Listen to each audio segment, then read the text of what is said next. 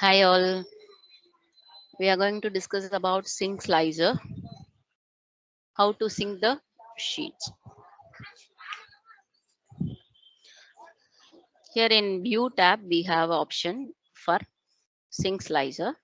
So you can click on sync slicer. Then there is a tab. So here you can see select the slicer one of your report page to start syncing across other pages. So you have to select the slicer first. So now I'll choose some slicer.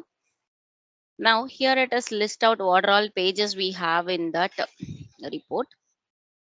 Home page, south sale, east sale. These are all pages we are having. Now only it will list out east sale.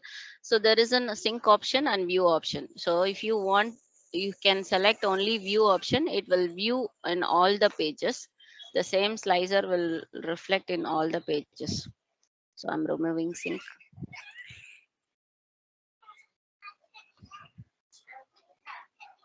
Now what happened, only I have selected view option, not for sync option. Then this particular slicer will reflect in all the pages.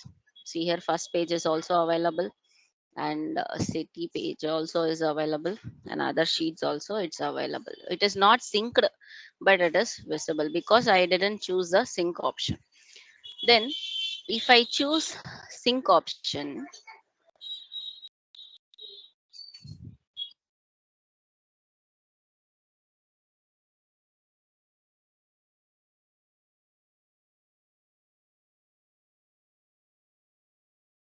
so if I choose sync option, now we are in duplicate of city wise. So here I'm selecting fruit. It will list out fruit details in this page. So here it is showing only fruit values. Here also showing only fruit values. You can go and check other sheets also.